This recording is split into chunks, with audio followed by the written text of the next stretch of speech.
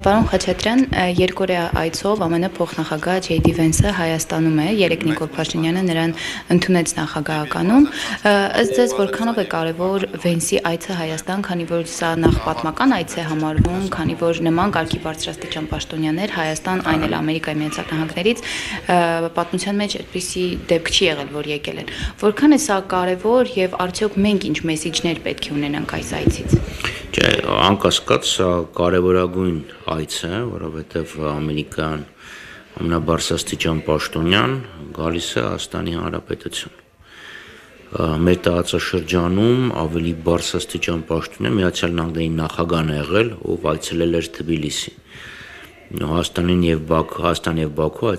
այցելեց փոխնախագահ, բայց այս անգամ Թբիլիսի չգնացին։ Եվ սա հնարավորություն էր, որպեսզի Հայաստանի Հանրապետությունը իր քաղաքական առաջնահերթությունները առաջ մղի եւ փորձի ստանալ Միացյալ Նահանգների աջակցությունը։ Այսինքն, այստեղ կարևոր հարցը այն է, թե որն է երկրի իշխանության առաջնահերթությունը, ինչ հարցեր են իրենք բարձրացնում։ Սա հրաշալի առիթ էր խնդրելու Վենսին օգտագործելու Միացյալ Նահանգների հեղինակությունը, ապահովելու Արցախի ռազմաքաղաքական ղեկավարության վերադարձը Հայաստան, բարձրացնելու արցախահայերի վերադարձի իրավունքի խնդիրը, խոսելու Արցախում հայկական պատմամշակութային եւ կրոնական կոթողների պաշտպանության մասին, որովհետև բարձր չէ Ադրբեջանը ինչի է եկեղեցի ոչնչացնում, որպեսզի վաղը վերկենա ասի, այստեղ հայկական հետք չկա, չեն եղել։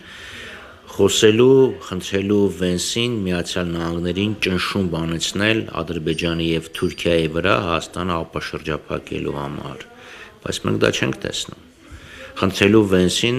Ադրբեջանին, որպեսզի Միացյալ Նահանգները Ադրբեջանին ռազմական օգնություն չցուցաբերեն, մենք դա չենք տեսնում, ցավոք սրտի։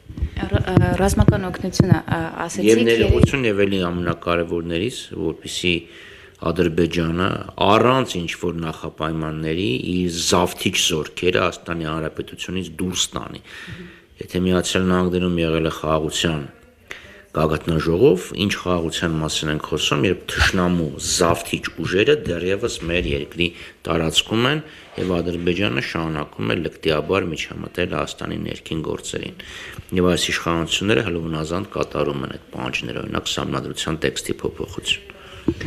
Պարոն Խաչատրյան, երեկ ըստ մամուլի Փաշինյանը ու Վենսը փակ հանդիպման ընթացքում առանձնազրույցում քննարկել են թրիփը, որը պետք է անցնի Հայաստանի տարածքով։ Շատ քաղաքագետներ պնդում են, որ թրիփը դա անվանափոխված նույն խաղաղության խաչմերուկն է, որը իշխանությունը փորձում է հրամցնել։ Դուք ինչ եք կարծում, արդյոք այս խաղաքարտերը, եթե շրջենք, ստացվելու է նույն իշխանության ցանկությունը։ Ոչ, թրիփը ցավոք սրտի Հայաստանի ապաշրջափակման հարցը չի լուծում։ Թրիփը միջանցք է, որը տրամադրվում է Ադրբեջանին եւ տեքստը եթե նայեք թրիփ իրականացման շրջանակն դա գրված է տարբերակված մոտեցում Ադրբեջանին, այսինքն այդ ճանապարհահատվածի վրա գործելու են այլ իրավական կարգավորումներ, քան թե Հայաստանով անցնող մյուս ճանապարհների վրա, լինի երկաթուղային, լինի ավտոմոբիլային, դա հենց միջանցքն է։ Եվ թրիփը Հայաստանի ապաշրջափակման հարց չի լուծում, հնարավորություն է տալիս Բաքվից հասնել Նախիջևան Հայաստանի տարածքով անխոչնդոտ, ինչ է փոխային Հայաստանը ստանում եւ ստացել մինչեւ այսօր, մի բոր 4-րդ կարգի ցորեն, Ադրբեջանից գնված ոչ ադրբեջանական բենզին, ոչ։ Ես նախորդ հարցիս պատասխան դրա համար ասացի, որ Ադրբեջանի եւ Թուրքիայի նկատմամբ ճնշում բանեցվի, որ իրանք բացեն մեր ճանապարհները։ Ինչ վերաբերում է թրիփին, առնվազն պետք է Նախիջևանից թեքվի դեպի արևելք, սադարակ երաս ճանապարհի մասին է խոսք գնում, որ ոչ միայն ադրբեջանցին կարողանա նստի Բաքվում եւ իջնի Նախիջևանում, այլ հայաստանցին նստի Ագարակում, իջնի Երասկում կամ Երևանում եւ հակառակ ուղղությամբ։ Եվ էլի լինի անխոչնդոտ եւ էլի front office back office, որ հայերն ադրբեջանցիների հետ չշփվեն։ Եվ մյուս խնդիրը Իջևանից դեպի Ղազախ եւ հետո Ադրբեջանի հյուսիսով դեպի Ռուսաստան կամ դեպի Կասպից ծով երկաթգծի վերականգնում։ Ձեզ համար իրատեսական է, օրինակ, որ հայը հասարակ քաղաքացին կնստի մի գնացք, որով Ադրբեջանի տարածքով պետք է երասխից հասնի Անկարակ, օրինակ։ Այս պայմանությամբ չեմ կարծում, որ դա իրատեսական է, բայց ինչ որ մի պահի ճանապարհները պետք է ապաշրջափակվեն։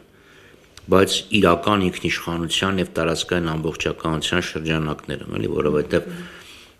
ստեղ մենք ինչ ունենք երկաթուղի, ավտոմոբիլային ճանապարհ, գազամուղ, նավթամուղ,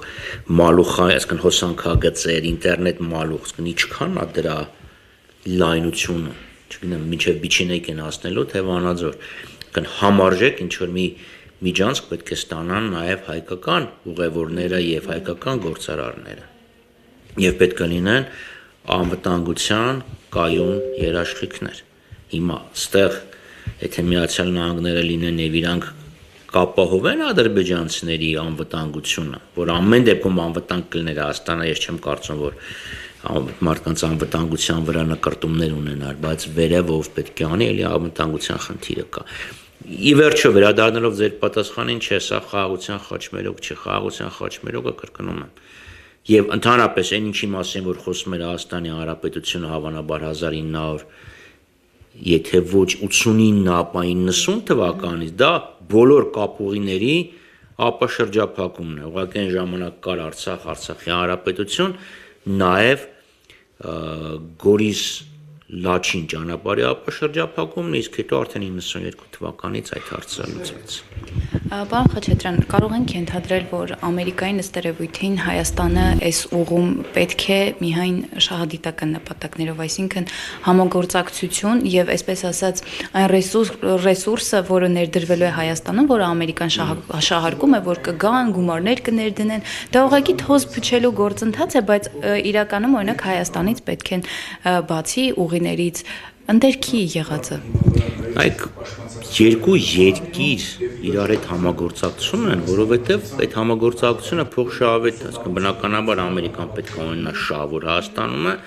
Հայաստանը պետք է ունենա շահ, որ Միացյալ Նահանգները Հայաստանում են։ Այսինքն ես չէի այդ աստիճանի վերնում, ասա Ամերիկան մենակ հետաքրքրում է մոլիբդենը, դրա համար է այստեղ։ Ամերիկան ունի շահեր, տնտեսական եւ քաղաքական, եւ այդ շահերի մասին իրենք գաղտնիք չեն էլ ասում, եւ այս թուղթը որ սեղանից դրված է, դա ամերիկյան շահերն են, որոնք իրենք բառացի ասել են, հանքանյութ, հազվագյուտ մետաղներ եւ այլն։ Նաեւ իհարկե ճանապարհ, որովհետեւ իրենք թուրքական պետությունների կազմակերպություն կարողանում են ունենալ անխոչնդոտ մուտք։ Հիմա մյուս խնդիրը, ամբողջ հարցը մյուս խնդիրը այն է, որ Վենսը ներդրում բառ չի ասել։ Դա թարգմանչի կամ ինքնագործունեությունն էր, սխալն էր, կամ էլ գիտակցված սխալներ եւ իրան խնդրել էին, որ ինքը ներդրում բառը օգտագործի։ Իմ սուբյեկտիվ ընկալումը այն է, որ խոսքը գնում էր միացյալ ամերիկյան մոդուլային ատոմական Հայաստանում կառուցելու մասին, որը կարժենա 9 միլիարդ, բայց դա չի նշանակում, որ Ամերիկան 9 միլիարդի ներդրում է անելու Հայաստանում կամ ինչպես որոշ վարդագույն օպտիմիստներ են ասում 9 միլիարդի օգնություն է մեզ տալու, որտեղից Հայաստանին այդ 9 միլիարդը, ես անկեղծ չգիտեմ։ Հայաստանի տնտեսությունը չի կարող գեներացնել այդ 9 միլիարդը, նույնիսկ այդ առաջի փուլում 5 միլիարդը,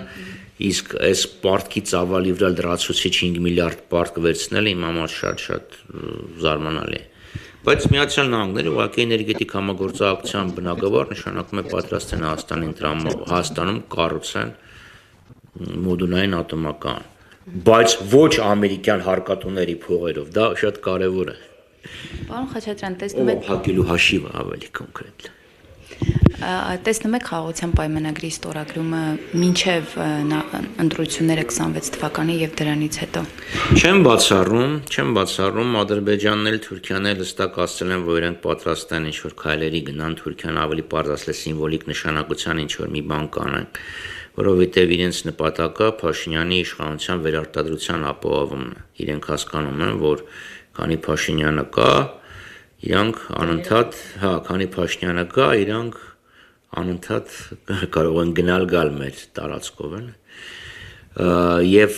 ինչ որ քայլեր, որոնք կբերեն որոնց Փաշինյանը կարող է ներկայացնել որպես իր խաղաղության օրակարգի հաջողություն, իրանք կարող են անեն։ Մանավանդ երբ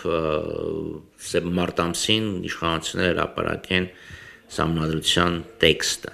եւ ստեղ ինքը կասի վավերացրեք այդ փաստաթուղթը, որպեսզի ես կարողանամ ընտրությունները դարձնեմ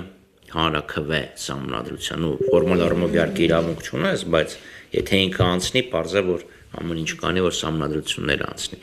Այնպես որ ես դա իրոք չեմ բացառում։